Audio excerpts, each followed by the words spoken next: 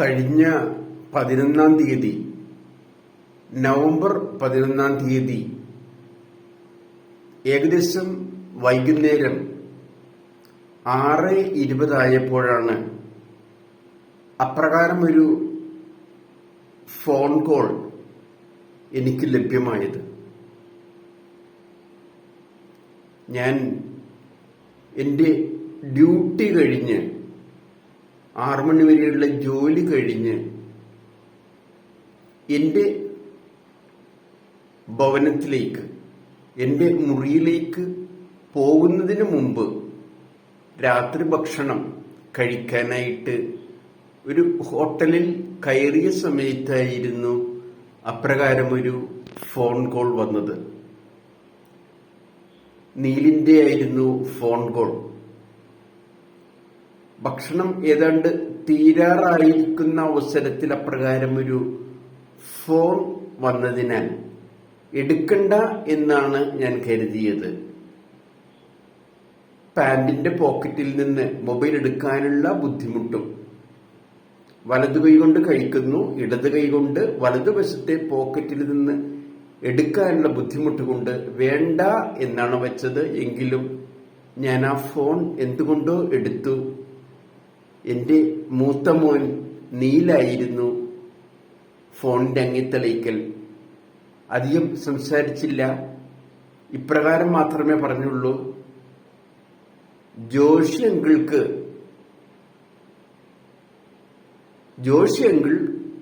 ഒന്ന് ബൈക്കിൽ നിന്ന് വീണു. അത്രയും പോലും പറഞ്ഞില്ല എന്നാണ് എനിക്ക് തോന്നുന്നത്. ജോഷിയങ്കിൾ വീണു എന്ന് മാത്രമേ പറഞ്ഞുള്ളൂ എന്നാണ് ഞാൻ വിചാരിക്കുന്നത്. കൂടുതൽ ചോദിച്ചപ്പോഴാണ് ജോഷിയങ്കിൾ ബൈക്കിൽ നിന്ന് വീണു എന്ന് പറഞ്ഞത്. കൂടുതൽ വിശദവിവരങ്ങൾ അറിയില്ല എന്നും പറഞ്ഞു. ടൗൺ ഹാളിന് സമീപത്ത് വെച്ചോ മറ്റോ ആണ് വീണതെന്നും പറഞ്ഞു.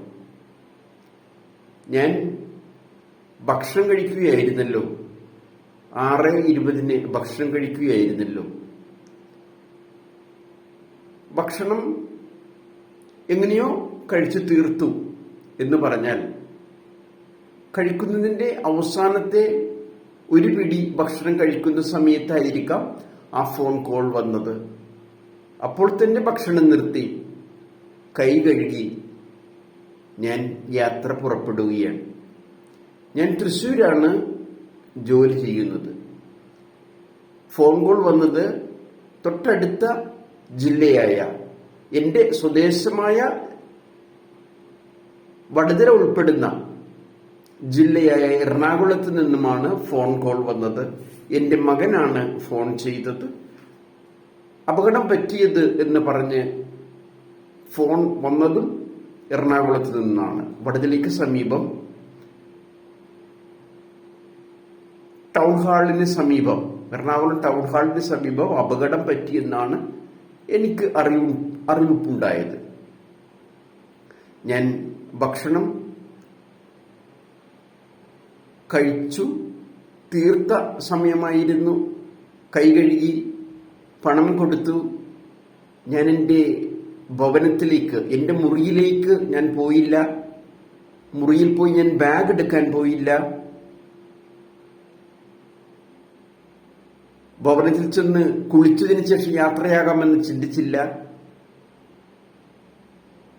ഞാൻ തൊട്ടടുത്തുള്ള ബസ് സ്റ്റോപ്പിൽ ചെന്നു. ആ സമയത്ത് ബസ് ഉണ്ടാകുമോ എന്നൊരു സംശയമുണ്ട്. അടുത്ത കടക്കാരനോട് ചോദിച്ചു, ബസ് ഉണ്ടെന്ന് പറഞ്ഞു. ഈ സമയത്തൊക്കെ മനസ്സിലുള്ള ചിന്ത ഒന്ന് മാത്രമായിരുന്നു: വളരെ ചെറിയ അപകടമായിരിക്കണേ. എന്നാൽ പോലും, ചെറിയ അപകടമാണെങ്കിൽ പോലും ജോഷിക്ക് ആശുപത്രിയിൽ പോകേണ്ടി വരുമല്ലോ. ധനപരമായി കുറച്ച് ചെലവുകൾ വേണ്ടിവരുമല്ലോ.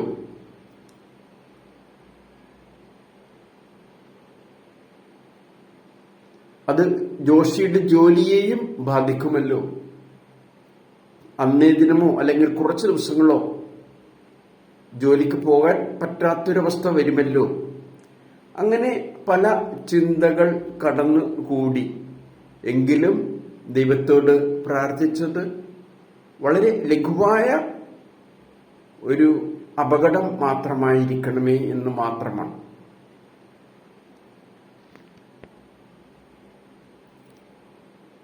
ബസ്സിൽ പുറപ്പെടുമ്പോൾ ഞാൻ എൻ്റെ കമ്പനിയുടെ യജമാനന് ഫോൺ ചെയ്ത് ഇപ്രകാരം പറഞ്ഞു, വീട്ടിൽ നിന്നും ഒരു ഫോൺ വന്നിട്ടുണ്ട്, ഫോൺ വിളിയുണ്ടായിട്ടുണ്ട്, എൻ്റെ അനിയന് ചെറിയ ഒരു അപകടം പറ്റിയെന്നാണ് അറിഞ്ഞത്.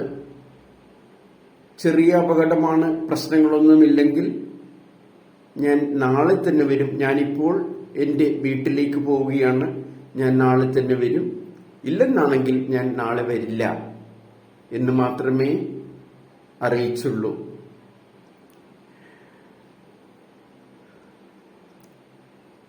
ധൃതി വെച്ച് ബസ്സിൽ കയറി തൃശൂർ റെയിൽവേ സ്റ്റേഷനിൽ ചെന്നു. താമസിയാതെ ട്രെയിനുണ്ടായിരുന്നു.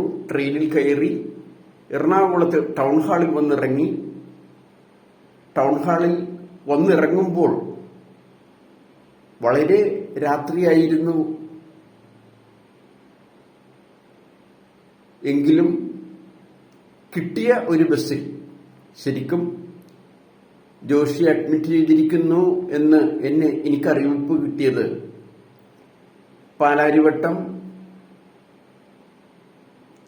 പാലാരിവട്ടത്തിന് സമീപത്തുള്ള മാമംഗലത്തെ റിന്നെ മെഡിസിറ്റിയിലാണ്. അപ്പോ അങ്ങോട്ടേക്കുള്ള ബസ് കിട്ടിയില്ലെങ്കിലും കിട്ടിയ ഒരു ബസ്, കാക്കനാടേക്ക് കിട്ടിയ ബസ്സിൽ കയറി പോകാവുന്നത്രയും സ്ഥലം പോയിട്ട് കുറച്ചു ദൂരം ബാക്കിയുള്ള സ്ഥലത്ത് ഇറങ്ങിയിട്ട് അതിവേഗത്തിൽ റിന്നെ മെഡിസിറ്റിയിലേക്ക് യാത്രയായി. അതിനിടയ്ക്ക് ഞാൻ ജോഷിയുടെ ഭാര്യ ഡെയ്സിയെ ഫോൺ ചെയ്തിരുന്നു. ഈ യാത്രയ്ക്കിടയിൽ, തൃശ്ശൂരിൽ നിന്നുള്ള ബസ് യാത്രയ്ക്കിടയിലും തൃശ്ശൂരിൽ നിന്നുള്ള ട്രെയിൻ യാത്രയ്ക്കിടയിലും എറണാകുളത്തു നിന്നുള്ള ഹോസ്പിറ്റലിലേക്കുള്ള യാത്രയ്ക്കിടയിലും ഞാൻ പലരെ ഫോൺ ചെയ്തതിൻ്റെ ഇടയ്ക്ക് ജോഷിയുടെ ഭാര്യ ഡെയ്സിയെ ഫോൺ ചെയ്തപ്പോൾ ഡെയ്സി പറഞ്ഞൊരു കാര്യമുണ്ട്. എനിക്കും അറിയില്ല, ജോഷി എന്നെ ഫോൺ ചെയ്തിരുന്നു. ഫോൺ ചെയ്ത് പറഞ്ഞത് ഇപ്രകാരമാണ്, ഡെയ്സി, എനിക്ക് ഒരു ചെറിയ അപകടം പറ്റിയിട്ടുണ്ട്, പേടിക്കാനൊന്നുമില്ല, എന്നെ റിന്നെ മെഡിസിറ്റിയിലേക്ക് കൊണ്ടുപോയിട്ടുണ്ട്, എത്രയും വേഗം റിന്നെ മെഡിസിറ്റിയിലേക്ക് വരിക, ഫുൾജനെയും ബിന്ദുവിനെയും കൂടി അറിയിക്കുക. അത്രയും മാത്രമേ ഞാൻ പറഞ്ഞു കേട്ടുള്ളൂ. എന്റെ പേര് പറയാതിരുന്നത് ഞാൻ എറണാകുളത്തില്ല എന്ന് ജോഷിക്ക് അറിവുള്ളത് കൊണ്ടായിരിക്കണം. അപ്പോ ധൃതി വെച്ച് ഞാൻ റിന്നെ മെഡിസിറ്റിയിലേക്ക് പോവുകയാണ്. അതിനിടയ്ക്ക് ഞാൻ എൻ്റെ ഭാര്യയെ മീരയെ ഫോണിൽ ബന്ധപ്പെട്ടപ്പോൾ പറഞ്ഞത്, ജോഷിയുടെ BP പ്രഷർ താന്നു പോകുന്നു എന്നുള്ളതാണ്. ജോഷി ഒരു പ്രഷർ രോഗത്തിന് മരുന്ന് കഴിക്കുന്ന വ്യക്തിയേ അല്ല. പ്രഷറുമായി ബന്ധപ്പെട്ട അസുഖവുമില്ല. എന്നാൽ പറഞ്ഞു കേൾക്കുന്നത് ജോഷിയുടെ BP താന്നുകൊണ്ടേയിരിക്കുന്നു. കാരണം മനസ്സിലായില്ല. ഞാൻ ധൃതി വെച്ച് ആശുപത്രിയുടെ ഓപ്പറേഷൻ വാർഡിൽ ചെന്നു. ആ സമയത്ത് യഥാർത്ഥത്തിൽ മറ്റു സന്ദർശകർക്ക് ഉള്ളിൽ കയറാൻ പാടില്ലാത്ത സന്ദർഭമാണെങ്കിൽ കൂടി സെക്യൂരിറ്റി എന്നെ പെട്ടെന്ന് കടത്തിവിട്ടു. ഞാൻ ജോഷിയുടെ പേര് പറഞ്ഞപ്പോഴും അവർ തിരിച്ചറിഞ്ഞു. പെട്ടെന്ന് ഒരു തടസ്സവും പറയാതെ എന്നെ കടത്തിവിട്ടു. ഞാൻ മുകളിൽ ചെല്ലുമ്പോൾ ഞങ്ങളുടെ ബന്ധുമിത്രാദികൾ, സ്നേഹിതർ, ജോഷിയുടെ സഹപ്രവർത്തകർ, രാഷ്ട്രീയവുമായി ബന്ധപ്പെട്ടതും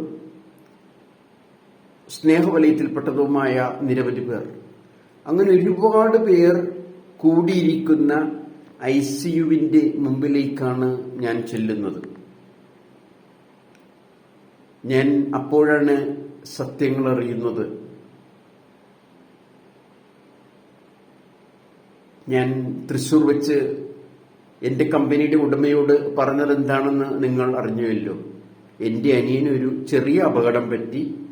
ഞാൻ എറണാകുളത്തേക്ക് പോവുകയാണ്. ചെറിയ അപകടമാണെങ്കിൽ ഞാൻ നാളെ തന്നെ തിരിച്ചു വരും, ഇല്ലെങ്കിൽ ഞാൻ നാളെ ലീവായിരിക്കും എന്നാണ് ഞാൻ അറിയിച്ചത്. ഞാൻ സംഭവിച്ച കാര്യങ്ങൾ അറിയുമ്പോൾ ഞെട്ടിത്തെരിച്ചു പോവുകയാണ്. പാലാരിവട്ടത്ത് കൂടി ജോഷി ബൈക്ക് ഓടിച്ചു പോവുകയായിരുന്നു.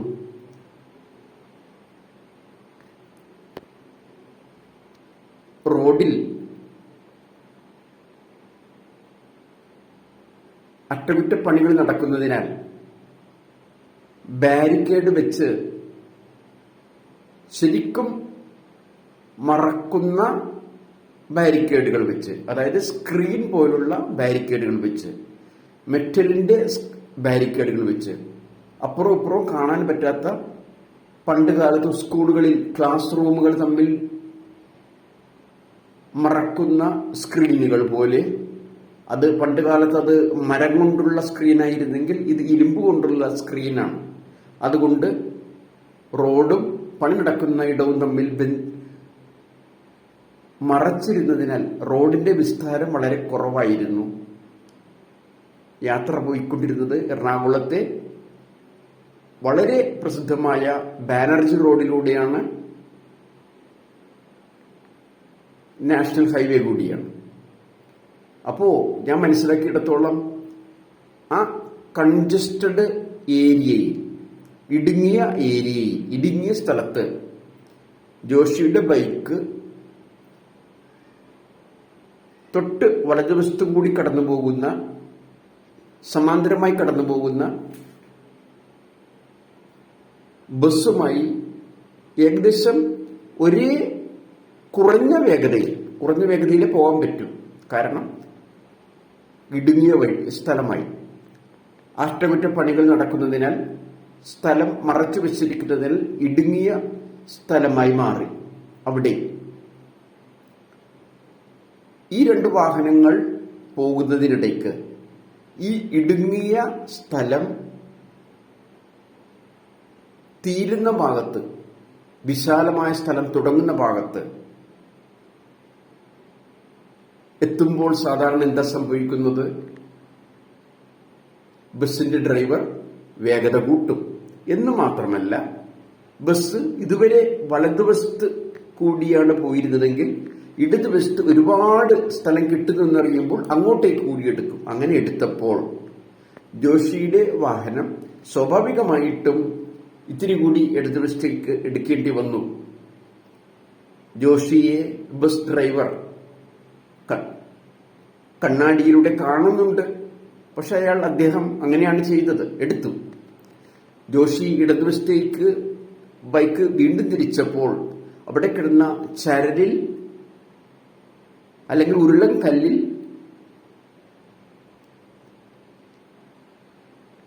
സ്ലിപ്പായി ജോഷിയുടെ ബൈക്ക് താഴെ വീണു. ജോഷിയുടെ മേൽ ബൈക്ക് വീണു. ബൈക്കിന്റെ മറ്റേ ചക്രത്തിന്റെ മുകളിൽ കൂടി ബസിന്റെ ടയർ കയറി ഇറങ്ങി എന്നാണ് അറിഞ്ഞത്. കൂടുതൽ വിശദവിവരങ്ങൾ അറിയാൻ ഏതെങ്കിലും ഒരു ഡോക്ടർ ഞങ്ങളുമായി സംസാരിച്ചിരുന്നില്ല. അകത്ത് ഓപ്പറേഷൻ നടന്നുകൊണ്ടിരിക്കുകയാണെന്നാണ് ഞാൻ അറിഞ്ഞത്. ഞാൻ ആകെ തകർന്നുപോയി. 2-3 കാരണങ്ങളാലാണ്. ഒന്ന്, ജോഷി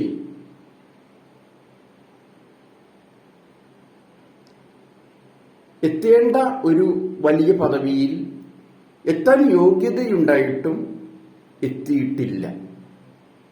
അത് ജോഷിയുടെ സൗമ്യത അല്ലെങ്കിൽ വിനയം അല്ലെങ്കിൽ അച്ചടക്കം, അങ്ങനെ എന്തൊക്കെ നന്മകൾ പറയാമോ അങ്ങനെയുള്ള നന്മകളുടെ ഫലമായി ജോഷിക്ക് കിട്ടാതെ പോയി. കയ്യൂക്കുള്ളവൻ കാര്യക്കാരൻ എന്നൊരു പഴഞ്ചൊല്ലുണ്ടല്ലോ. കയ്യൂക്കിന് പകരമായി ഇത്ര സർഗാത്മകതയുള്ള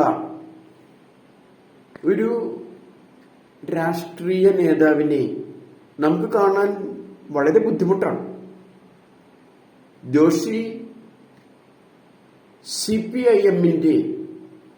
സിപിഐഎമ്മുമായി അഭേദ്യമായി ബന്ധപ്പെട്ടിരിക്കുന്ന, വേണമെങ്കിൽ അവരുടെ പോഷക സംഘടന എന്ന് തന്നെ പറയാവുന്ന പുരോഗമന കലാ സാഹിത്യ സംഘത്തിന്റെ സംസ്ഥാന സെക്രട്ടറിയാണ്.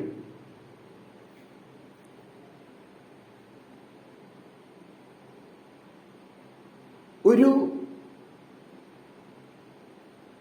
പ്രാവശ്യം പോലും നാം പറയാറുണ്ട്, ചുണ്ടിനും കപ്പിനുമിടയിൽ നഷ്ടപ്പെട്ടുവെന്ന്.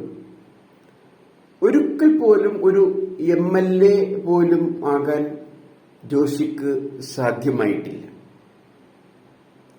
കഴിവില്ലാഞ്ഞിട്ടല്ല, പ്രതിഭയില്ലാഞ്ഞിട്ടല്ല.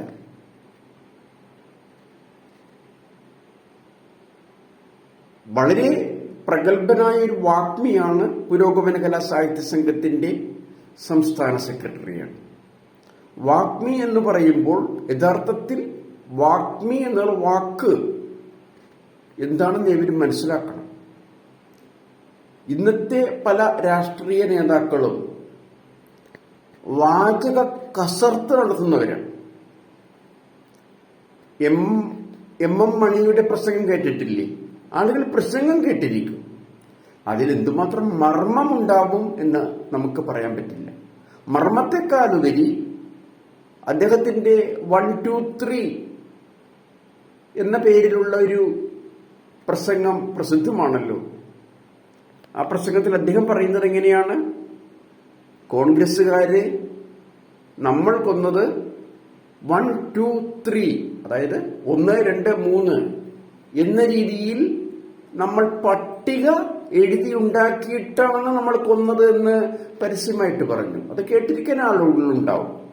അതിനെയൊക്കെ പറയുന്നത് വാഗ്മിത്വം എന്നല്ല, വാചാലത എന്നാണ്. വാക്യമെന്നും വാചകമെന്നുള്ളതിന് ചെറിയ വ്യത്യാസമുണ്ടെന്നാണ് എന്നെ മലയാളം പഠിപ്പിച്ച അധ്യാപകൻ പറഞ്ഞു തന്നിട്ടുള്ളത്. വാചകം എന്ന് പറഞ്ഞാൽ ഒരു വാചക കസർത്ത് നടത്തുകയാണ്. അതിന് എന്തുമാത്രം അർത്ഥമുണ്ട് എന്ന് പറയാൻ പറ്റില്ല. എന്നാൽ വ്യക്തമായ ഗ്രാമറോടുകൂടിയും വ്യക്തമായ അർത്ഥത്തോടുകൂടിയും നാം സംസാരിക്കുമ്പോൾ ആ ഒരു ഇംഗ്ലീഷിൽ നമ്മൾ സെന്റൻസ് എന്ന് പറയുന്നതിന്റെ മലയാളം വാക്യം എന്നാണ്, വാചകം എന്നല്ല. അങ്ങനെ മനോഹരമായ വാക്യങ്ങൾ പറയുന്നവനാണ് വാഗ്മി, വാചക കസർത്ത് നടത്തുന്നവനല്ല. ഇന്ന് രാഷ്ട്രീയത്തിലുള്ള ബഹുഭൂരിപക്ഷം പേരും രാഷ്ട്രീയ നേതാക്കളും പ്രഗത്ഭരായ പ്രാസംഗികരാണ്. നാട്ടുഭാഷയിൽ പറഞ്ഞാൽ വാചകമടി, വാചക കസർത്ത് നടത്തുന്നവരാണ്. അതിൽ മർമ്മം എന്തുണ്ടാകും എന്നുള്ളത് ചിന്തിച്ചാൽ വളരെ ലഘുവായ മർമ്മമേ ഉണ്ടാവുകയുള്ളൂ.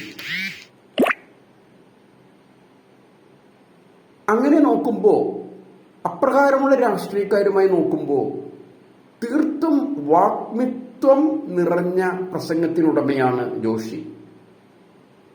വളരെ കുറഞ്ഞ വാക്യങ്ങളിൽ സംസാരിച്ചുകൊണ്ട് വളരെ കൂടിയ മർമ്മങ്ങൾ വളരെ കൂടിയ അർത്ഥങ്ങൾ നമുക്ക് സമ്മാനിക്കുന്ന വാഗ്മിയാണ് ജോഷി. സ്ത്രീകൾക്ക് പുരോഗതി നേടണം എന്നുള്ളതിന് സമാനമായി ഒരുപാട് പ്രസംഗിക്കുകയും അതിനുവേണ്ടി പരിശ്രമിക്കുകയും ചെയ്യുന്നൊരു വ്യക്തിയാണ് ജോഷി.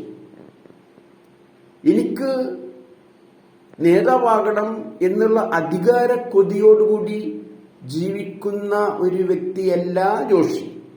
അതാണ് അടിവരയിടേണ്ടത്. അധികാര കൊതിയോടുകൂടി നടക്കുന്നൊരു വ്യക്തിയല്ല. അങ്ങനെയായിരുന്നെങ്കിൽ ജോഷി ഒരു ഏറ്റവും കുറഞ്ഞതൊരു MLA ആവേണ്ട സമയം എത്രയോ വർഷങ്ങൾക്ക് മുമ്പ് കഴിഞ്ഞതാണ്. കഴിഞ്ഞ നിയമസഭാ തെരഞ്ഞെടുപ്പിന്റെ സമയത്തും അതിനു മുമ്പത്തെ നിയമസഭാ തെരഞ്ഞെടുപ്പിന്റെ സമയത്തും എറണാകുളം നിയോജക മണ്ഡലത്തിൽ CPIM ഷോർട്ട് ലിസ്റ്റിംഗ് നടത്തുമല്ലോ. ആരെ നിർത്തണം എന്നത് തീരുമാനിക്കാൻ കുറെ പേരുടെ പേരുകൾ കൊണ്ടുവരും. അതിൽ നിന്ന് കുറച്ചുപേര് മാത്രം സെലക്ട് ചെയ്യും. ആ പട്ടിക വീണ്ടും ചുരുക്കി പ്രഗത്ഭരായ കുറച്ചുപേരെ തിരഞ്ഞെടുത്ത് അതിൽ നിന്നും പ്രഗത്ഭരെ തിരഞ്ഞെടുക്കും. അങ്ങനെ തിരഞ്ഞെടുത്ത് ആ ഷോർട്ട് ലിസ്റ്റിംഗ്, അതിന് ഷോർട്ട് ലിസ്റ്റിംഗ് എന്നാണല്ലോ നമ്മൾ ഇംഗ്ലീഷിൽ പറയുന്നത്. അങ്ങനെ ആളുകളുടെ എണ്ണം പ്രാഗൽഭ്യമനുസരിച്ച് കുറച്ച് അവസാനം ഒരാളെ കണ്ടെത്തുന്ന രീതിക്കാണല്ലോ ഷോർട്ട് ലിസ്റ്റിംഗ് എന്ന് പറയുന്നത്. അതിന് കൃത്യമായൊരു മലയാള വാക്കില്ലായിരിക്കാം. ഞാൻ ഷോർട്ട് ലിസ്റ്റിംഗ് എന്നുള്ള വാക്ക് തന്നെ ഉപയോഗിക്കുകയാണ്. അങ്ങനെ ഷോർട്ട് ലിസ്റ്റിംഗ് ചെയ്തപ്പോൾ കഴിഞ്ഞ നിയമസഭാ തെരഞ്ഞെടുപ്പിന്റെ സമയത്തും അതിനു മുമ്പത്തെ നിയമസഭാ തെരഞ്ഞെടുപ്പിന്റെ സമയത്തും ആ അവസാന സ്ഥാനാർത്ഥി നിർണയം നടത്തുന്നതിന് തൊട്ടു മുമ്പുള്ള 5 പേരുടെ ഷോർട്ട് ലിസ്റ്റിംഗിൽ വന്നുപെട്ട ഒരു വ്യക്തിയാണ് ജോഷി. കഴിഞ്ഞ നിയമസഭാ തെരഞ്ഞെടുപ്പിലും അതിന് മുമ്പത്തെ നിയമസഭാ തെരഞ്ഞെടുപ്പിലും ജോഷിക്ക് ഷോർട്ട് ലിസ്റ്റിംഗിലെത്തിയെങ്കിലും സ്ഥാനാർത്ഥിയായി നിൽക്കാൻ വേറെ വ്യക്തിയെയാണ് നിയോഗിച്ചത്. ജോഷിക്ക് അവരോടൊന്നും ദേഷ്യമില്ല. അവർക്ക് വേണ്ടി പ്രവർത്തിക്കുന്നു. അവർ ഒരു MLA ആവാൻ വേണ്ടി കാത്തിരിക്കുന്നു. ആ ഒരു മനോഭാവമാണ്. ഒരിക്കലും അത് ജോഷിക്ക് സ്വതസിദ്ധമായി കിട്ടി എന്ന് പറയുന്നതിനേക്കാളുപരി ജോഷി ഉൾപ്പെടുന്ന 6 കൂടപ്പിറപ്പുകളുടെ മാതാപിതാക്കളായ അപ്പച്ചനും അമ്മച്ചിയും കാണിച്ചു തന്ന ജീവിതമാർഗം, അവരുടെ രക്തം ജോഷിയിൽ അലിഞ്ഞതുകൊണ്ട് തന്നെയായിരിക്കണം ഒരു അധികാര കൊതി ജോഷി കാണിക്കാത്തതും നേതൃത്വത്തിനു വേണ്ടി ശ്രമിക്കാത്തതും മറ്റുള്ളവരെ നേതൃത്വത്തിലേക്ക് കൊണ്ടുവരുന്നതും. ഞാൻ പറഞ്ഞു, നിയമസഭാ തെരഞ്ഞെടുപ്പിലെ ഷോർട്ട് ലിസ്റ്റിംഗിൽ കഴിഞ്ഞ പ്രാവശ്യത്തെ നിയമസഭാ തെരഞ്ഞെടുപ്പിലും അതിനു മുമ്പത്തെ നിയമസഭാ തെരഞ്ഞെടുപ്പിലും അങ്ങനെ പറയുകയാണെങ്കിൽ ഏകദേശം 10 വർഷങ്ങൾക്ക് മുമ്പ് വരെ ഈ ഷോർട്ട് ലിസ്റ്റിംഗിൽ പേര് വന്ന ജോഷി ഒരു ചെറിയ കൂട്ടായ്മയിൽ പോലും ഒരിക്കൽ പോലും ഒരു പ്രസിഡന്റ് ആയിട്ടില്ല. നമ്മളുടെ അയൽവക്കങ്ങളിൽ ചേർന്നൊരു കൂട്ടായ്മ ഉണ്ടാകുമല്ലോ, പ്രത്യേകിച്ച് ഫാമിലി യൂണിറ്റ് എന്നോ അതിന്റെ മലയാളമായി കുടുംബയോഗങ്ങൾ എന്നൊക്കെ പേരിൽ ചെറിയ കൂട്ടായ്മകളുണ്ടല്ലോ. പ്രത്യേകിച്ച് വരാപ്പുഴ അതിരൂപതയിൽ ഫാമിലി യൂണിറ്റ് എന്ന പേരിൽ 25 പേരുള്ള കുടുംബങ്ങളുടെ കൂട്ടായ്മയുണ്ട്. ചിലപ്പോൾ അത് 20 കുടുംബങ്ങളാവും, ഏറി വന്ന 35. ഈ 20 കുടുംബങ്ങൾ അല്ലെങ്കിൽ ശരാശരി പറയുകയാണെങ്കിൽ 25 കുടുംബങ്ങളുള്ള ഒരു ചെറിയ കൂട്ടായ്മയിൽ അത് പലതും ജോഷിയുടെ ചുറ്റുപറ്റുള്ളത് ഗ്രാമം പോലുള്ള ഈ സ്ഥലങ്ങളാണ്. അതീവ വിദ്യാഭ്യാസമുള്ളവരല്ല എല്ലാവരും, അതീവ ധനാഢ്യരല്ല എല്ലാവരും, അതീവ പ്രതിഭാശാലികളല്ല എല്ലാവരും. അവർക്കിടയിൽ പ്രതിഭാശാലി ജോഷിയാണ്. എന്നാൽ പോലും ജോഷി ഒരിക്കൽ പോലും ആ ചെറിയ കുടുംബ കൂട്ടായ്മയിൽ പോലും പ്രസിഡന്റായിട്ടില്ല. എല്ലാവരും ജോഷിയെ പ്രസിഡന്റാക്കാൻ ശ്രമിക്കും, പക്ഷെ ജോഷി പിന്നോട്ട് മാറും. എന്നിട്ട് പ്രതിഭാശാലിയല്ലാത്ത ഒരാളെ പ്രസിഡന്റാക്കി നിർത്തിയിട്ട് ജോഷി ഒരു പടി പുറകിൽ നിന്നുകൊണ്ടുള്ള ചെറിയ സ്ഥാനത്തെ നിൽക്കാറുള്ളൂ. സെക്രട്ടറി ആയിട്ടോ അതുപോലുള്ള സ്ഥാനങ്ങൾ ഞാൻ പലപ്പോഴും ശ്രദ്ധിച്ചിട്ടുള്ളതാണ്.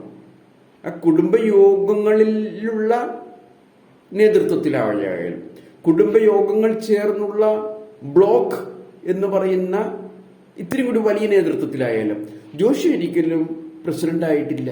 എല്ലായിടത്തും ജോഷി സെക്രട്ടറി എന്ന പദവിയിലോ അതിലും താഴെയുള്ള പദവിയിലോ നിൽക്കുകയുള്ളൂ. വെറും ലീഡർ എന്നുള്ള പദവിയിലോ നിൽക്കുകയുള്ളൂ. എനിക്ക് അധ്യക്ഷ പദവി വേണം, എനിക്ക് പ്രസിഡന്റിന്റെ പദവി വേണം എന്ന് പറഞ്ഞ് നിർത്താറില്ല. ഇനി ജോഷി പ്രസിഡന്റായിട്ട് നിർത്തുന്ന വ്യക്തി, ജോഷി തന്നെ നിർത്തുന്ന വ്യക്തി പലപ്പോഴും വളരെ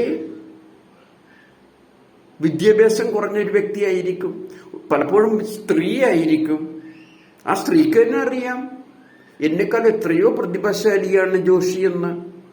അല്ലെങ്കിൽ ജോഷി നിർത്തുന്ന വ്യക്തി, ആ വ്യക്തി ചിലപ്പോൾ മരപ്പണിക്കാരനായിരിക്കാം, കൽപ്പണിക്കാരനായിരിക്കാം, സാധാരണക്കാരനായിരിക്കാം, വൃദ്ധനായിരിക്കാം, പ്രസംഗിക്കാൻ കഴിവില്ലാത്ത വ്യക്തിയായിരിക്കാം, സംസാരിക്കാൻ തന്നെ കഴിവില്ലാത്തവരായിരിക്കാം. ഒരിക്കൽ ജോഷി ഒരു ബ്ലോക്കിൽ,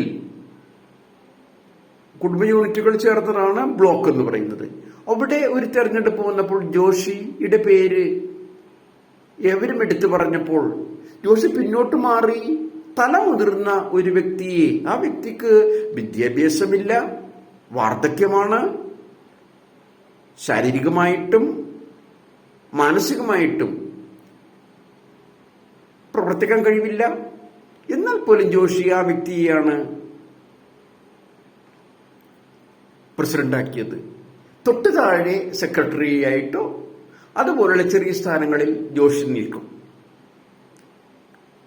അതാണ് ജോഷി എപ്പോഴും ചെയ്യാറുള്ളത്.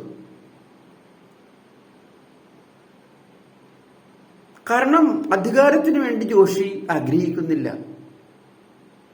മറ്റുള്ളവരെ മുന്നോട്ട് കൊണ്ടുവരുന്ന ആ സ്വഭാവം ജോഷിക്ക് കിട്ടിയത് ജോഷിയെ പോലുള്ള മറ്റ് 5 കൂടപ്പിറപ്പുകളെ 6 പേരാണ് വളർത്തിയ അമ്മച്ചിയിൽ നിന്ന്, അപ്പച്ചനിൽ നിന്നുമാണ് ആ വിനയവും ലാളിത്യവും ഒക്കെ കിട്ടിയിരിക്കുന്നത്.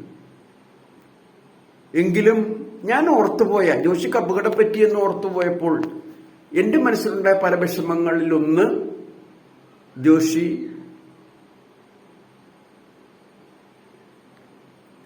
ഒരു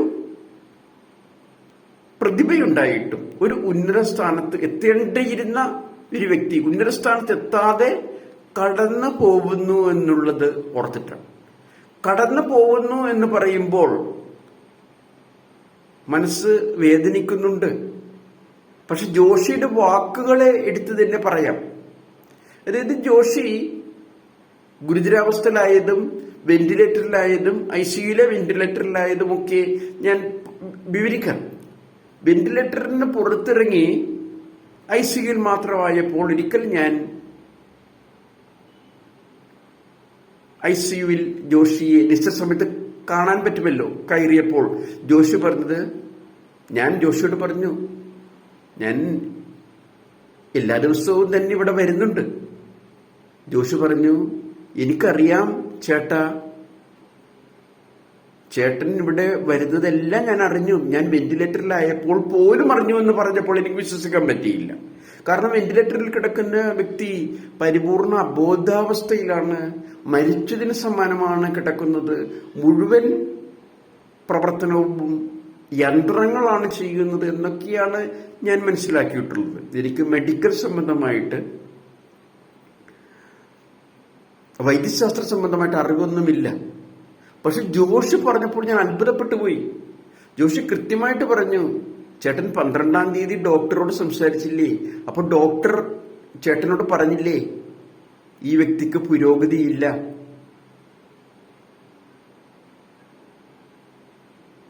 കൊടുക്കുന്ന മരുന്നുകളോട് പ്രതികരിക്കുന്നത് അത്ര വേഗത്തിലാവുന്നില്ല,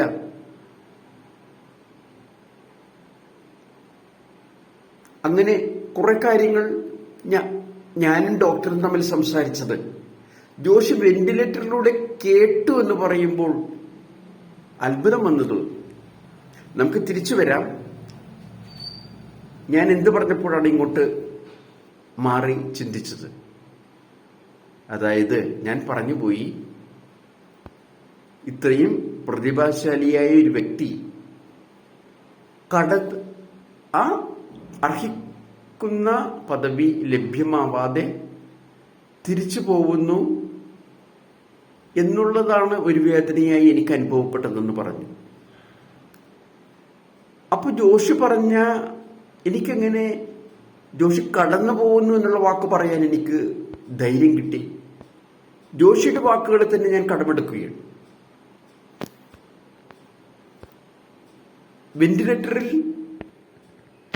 വെന്റിലേറ്ററിൽ കിടക്കുന്ന സമയത്ത് ജോഷി കേട്ട പല കാര്യങ്ങൾ എന്നോട് പറഞ്ഞ കൂട്ടത്തിൽ ഒരു കാര്യം കൂടി പറഞ്ഞു. വെന്റിലേറ്ററിന് സമീപത്ത്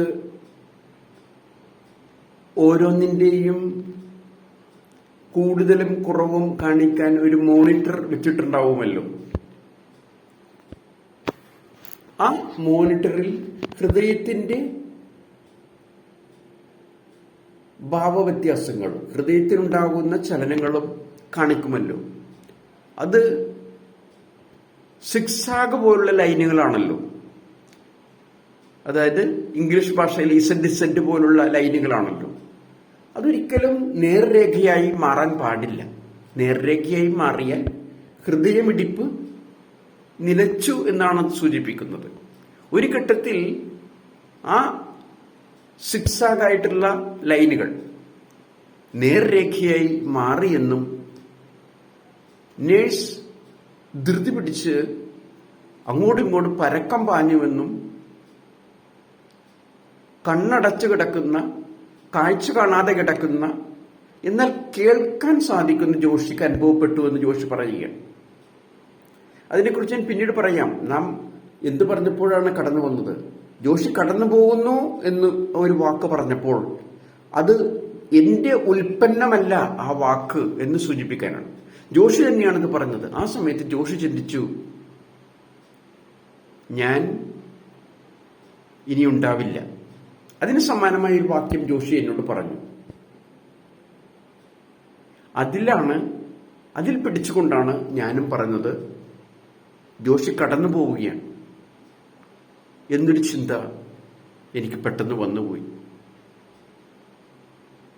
വേദനിപ്പിച്ചത് കിട്ടേണ്ട അധികാരങ്ങൾ കിട്ടാതെ, എവർക്കും ആഗ്രഹം മനസ്സിലുണ്ടാവുമല്ലോ, അത് പ്രകടിപ്പിക്കാതെ മനസ്സിൽ വെച്ചുകൊണ്ടിരിക്കുകയായിരിക്കുമല്ലോ. കിട്ടേണ്ട അർഹതപ്പെട്ട അധികാരം കിട്ടാതെ വിനയത്തോട് ജീവിച്ചതിന്റെ ഫലമായി കിട്ടേണ്ട അധികാരം കിട്ടാതെ കടന്നു പോകുന്നു. ഞാൻ ഇന്നത്തെ എപ്പിസോഡ് ഇവിടെ നിർത്തുകയാണ്. ഇതിന്റെ ബാക്കി ഞാൻ അടുത്ത എപ്പിസോഡിൽ പറയാം. അപ്പോൾ കിട്ടേണ്ട അധികാരം കിട്ടാതെ കടന്നുപോയ വേറെ രണ്ട് നേതാക്കളെ കുറിച്ച് കൂടി ഞാൻ പറയാം. ജി കാർത്തികേയനെ കുറിച്ചും പി.ടി. തോമസിനെ കുറിച്ചും കൂടി പറയാം. അതിനുശേഷം ജോഷിയെക്കുറിച്ച് ഞാൻ സംസാരിക്കാം. തൽക്കാലം നിർത്തുന്നു. നന്ദി, നമസ്കാരം.